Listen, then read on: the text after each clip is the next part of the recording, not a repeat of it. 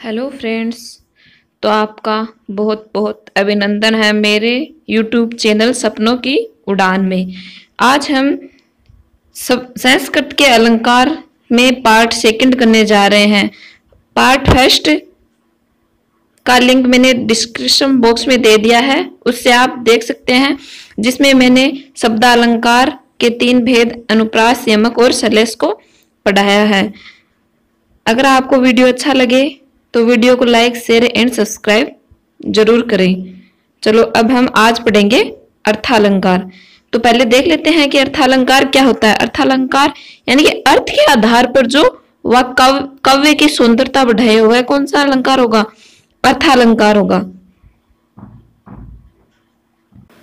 आप वीडियो के अंत तक बने रहना, मैं आपको इतनी आसान से ट्रिक बताऊंगी जिससे आपको एक कठिन सा लगने वाला अलंकार आपके लिए एकदम सरल सा हो जाएगा और आपका एक भी क्वेश्चन गलत नहीं होगा। तो हम स्टार्ट करते हैं। अर्थालंकार, जो अलंकार अर्थ के सौंदर्य से काव्य की शोभा बढ़ाते हैं, यानी अर्थ के आधार पर वो काव्य की शोभा बढ़ाते हैं, वो कौन से अलंकार है? अर्थालंकार। इसका लक्षण है संस्कृत में शब्द परिवर्तित सहत्वम, यानी कि अर्थार्थ, जहां शब्द के परिवर्तन के बाद भी अलंकार की सततता समाप्त नहीं होती, यानी कि शब्द चाहे परिवर्तित हो जाए लेकिन उसका जो अर्थ निकल रहा है ना, उसमें कोई परिवर्तन नहीं होगा, वहां कौन सा अलंकार होगा? अर्थालंकार।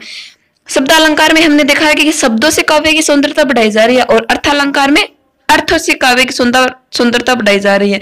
तो इसके अंतर्गत हम इसके भेद पढ़ेंगे, उपमा, रूपक, उत्प्रेक्षा, संदेह, इसके जितने भी भेद है वो हम इस वीडियो में पढ़ेंगे ट्रिक के साथ। तो आपको अर्थालंकार पढ़ने से पहले इन दोनों शब्दों के बारे में पता होना चाहिए, क्योंकि हम आगे जितने भी श्लोक करेंगे वो उनमें इन दोनों शब्दों क्या होगा? प्रयोग होगा। अगर आपको इन दोनों के बारे में पता होगा तो ही आप आगे, वैसे ट्रिक तो मैं बता दूंगी, फिर इन दोनों का आपको पता होना चाहिए कि उपमेय क्या है और उपमान क्या है। उपमेय क्या है? जिससे तुलना की जाए। उपमान क्या होगा? जिसकी तुलना की जाए, जो तुलना करने योग्य हो, जैसे कि आपकी किसी और से तुलना की जा रही है तो आप क्या हो? उपमान। और जिससे आपकी तुलना की जा रही है वो क्या है? उपमेय। जैसे कि आपका मुख चंद्रमा के समान है तो आप क्या हुए? उपमेय। और किसकी उपमा दी जा रही है आपको? चंद्रमा की, तो चंद्रमा क्या होगा? उपमेय। चलो अब हम अपना आगे स्टार्ट करते हैं। अर्थालंकार का पहला भेद उपमा अलंकार। उपमा अलंकार जहां स्पष्ट रूप से कथित एवं विचित्रता जनक उपमेय और उपमान में समानता हो, वहां कौन सा अलंकार होगा? उपमा अलंकार होगा। यानी कि उपमेय और उपमान में इतना विचित्र जनक और स्पष्ट समानता होगी उनमें, तो वहां कौन सा होगा? उपमा अलंकार। जैसे कि जब काव्य में किसी वस्तु या व्यक्ति की तुलना किसी अत्यंत प्रसिद्ध वस्तु या व्यक्ति से की जाए तो उसे उपमा अलंकार कहते हैं। जैसे पिपर पात सरिस मन डोला, यानी कि यहां मन के डोलने की तुलना पिपल के पत्ते से की जा रही है। यानी कितने सुंदर और कितने उपमान और उपमेय में कितना सुंदर और स्पष्ट तो समानता की गई कि आपका मन इस तरह डोल रहा है जैसे कि तेज हवा में पिपल का पत्ता डोल रहा हो। प्रस्फुटम सुंदरम सौम्यम में भी धीयते, ये हमारा संस्कृत में जो लक्षण है वह है प्रस्फुटम। प्रस्फुटम यानी स्पष्ट, स्पष्ट, सुंदरम यानी सुंदर, स्पष्ट और सुंदर, विचित्रता जनक उपमान और उपमेय में समानता ही क्या है? उपमेय है। ये हमारे संस्कृत में लक्षण पूछे जाते हैं, पूछे तो हमसे नहीं जाएगा ये लक्षण है हमारा संस्कृत का, जिसका अर्थ है स्पष्ट एवं सुंदर समानता को उपमा कहते हैं। जहां दो वस्तुओं में अत्यंत ही सुंदर और विचित्रताजनक समानता होगी वहां कौन सा होगा? उपमा अलंकार होगा। आगे हम इसके उदाहरण से समझेंगे, आपको एक ट्रिक बताऊंगी जिससे आपको ये पता चल जाएगा कि वहां पे उपमा अलंकार है। ये देखो यहाँ पे जो ये पहचान है यही आपकी क्या है? ट्रिक है। जहां पर भी आपको इव क्रियापद के साथ दिखे, इव आपको संज्ञा पद के साथ दिखेगा, वहां पर क्या होगा? उपमा अलंकार होगा।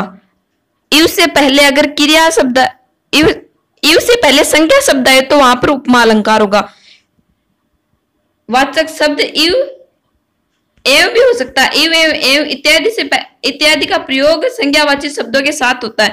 जिस श्लोक में इव एवं एवं का प्रयोग संज्ञावाची शब्दों के साथ होगा वहां उपमा अलंकार होगा। आपको तो जहां पर इव और एवं संज्ञावाची शब्दों के साथ दिखे वहां पर उपमा अलंकार कर देना। ये जो उपमा और उपमेय में समानता होती है क्रियात्मक रूप से भी हो सकती है और गुणात्मक यानी क्रिया के आधार पर भी हो सकती है और गुण के आधार पर भी हो सकती है। आगे हम इसका एक एग्जाम्पल देखते हैं। वागीर्थौ संप्रत्यय वागीर्थौ प्रतिपये जगता पितरो वंदे पार्वती परमेश्वर। यहां पे यह कवि कालिदास द्वारा लिखी गई रघुवंश का प्रथम श्लोक है। वागीर्थौ इव संप्रत्यय वागीर्थौ प्रतिपये जगतः पितरो वंदे पार्वती परमेश्वरौ। यानी कि कवि कहते हैं, कवि कालिदास कहते हैं कि मैं जगत के माता और पिता पार्वती और शिव को नमन करता हूं। अरे भाई ये वागर्थौ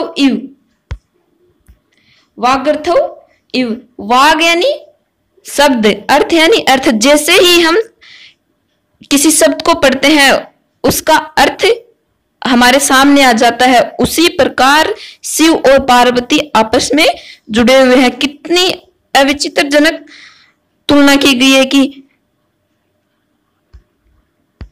जिस प्रकार शब्द और अर्थ आपस में जुड़े हुए हैं उसी प्रकार शिव और पार्वती भी आपस में जुड़े हुए हैं।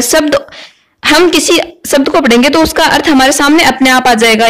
उसी प्रकार उसकी तुलना की गई है शिव और पार्वती की। शिव को देखेंगे तो हम पार्वती की जो तस्वीर है वो हमारे दिमाग में अपने आप आ जाएगी। तो इसमें उपमेय क्या है? शिव और पार्वती, इनको किसकी उपमा दी गई है? वाक एवं अर्थ की।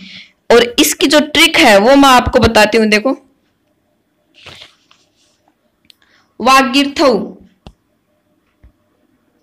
आपने ध्यान दिया, वागीर्थौ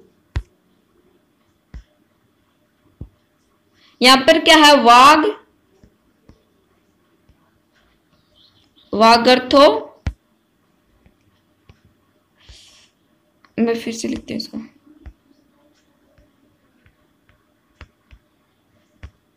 वागर्थो प्लस ईव।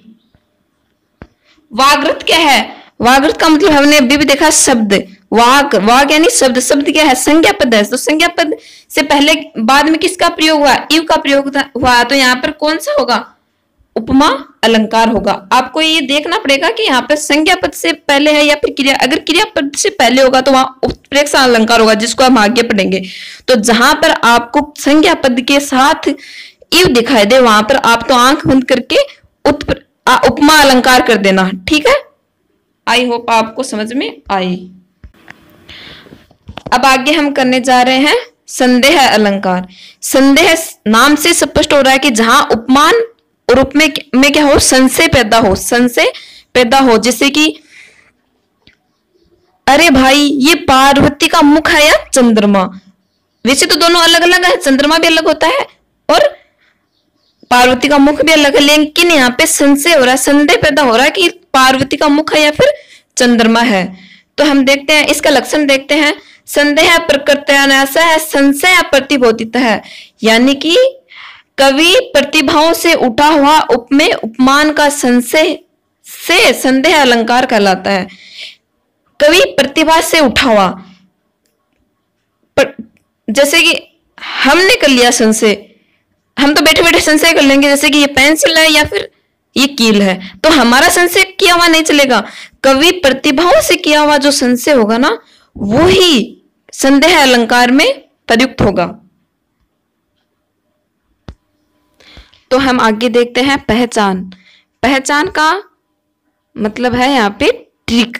आपको ट्रिक बताई जा रही है कि संदेह अलंकार आ गया, वहां पे आपको कौन सी ट्रिक देखनी है। आपको देखना है कि वहां पे वाह का प्रयोग हुआ है या फिर नहीं। जिस श्लोक में वाह का प्रयोग हुआ है वो वहां कौन सा होगा? संदेह अलंकार। जिस श्लोक में वाह का प्रयोग हुआ है वहां होगा संदेह अलंकार। आपने आगे हम उदाहरण देखते हैं। आगे एकदम करोड़ोत्पलम, ये यहाँ पे मैंने थोड़ी गलत लिख दिया, चक्षुरिदम लिखा ही नहीं, वो लिखा नहीं गया, कोई टेक्निकल। चक्षुरिदम, चक्षुरिदम यानी आंखें।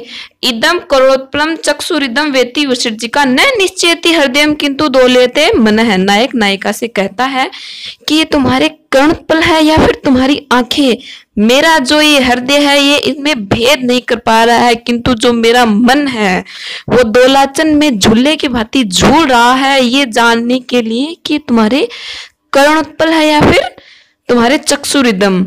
कर्णोत्पल यानी कान नहीं होगा, कर्णोत्पल एक कान पे पहनने का पहले पहनती थी आभूषण होता है। तो नायक नायिका से कहता है कि ये तुम्हारे चक्षुरिदम है या फिर कर्णोत्पल, मैं ये भेद नहीं कर पा रहा हूं, मेरा मन ये जानने के लिए उत्सुक है कि ये तुम्हारे कर्णोत्पल है या फिर आंखें हैं। तो हमें अब इसमें देखेंगे कि हमने जो ट्रिक अभी अभी जानी है वो कहाँ पे प्रयोग हुई है। तो आप ये देखिए, व्यक्ति, व्यक्ति किससे बना, व्यक्ति वाह प्लस इति,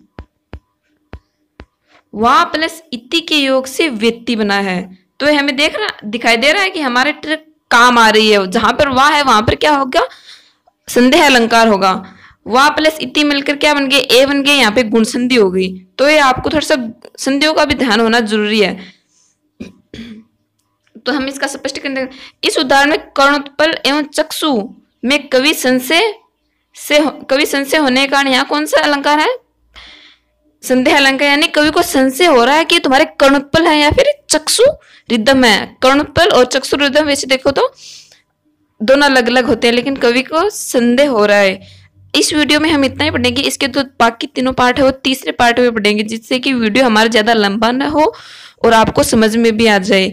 आपको अच्छा लगे तो लाइक एंड शेयर जरूर करें, जिससे कि हमारा आगे वीडियो बनाने का मन हो। धन्यवाद।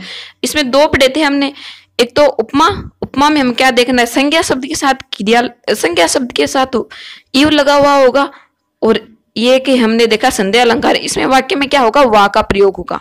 ठीक है, धन्यवाद।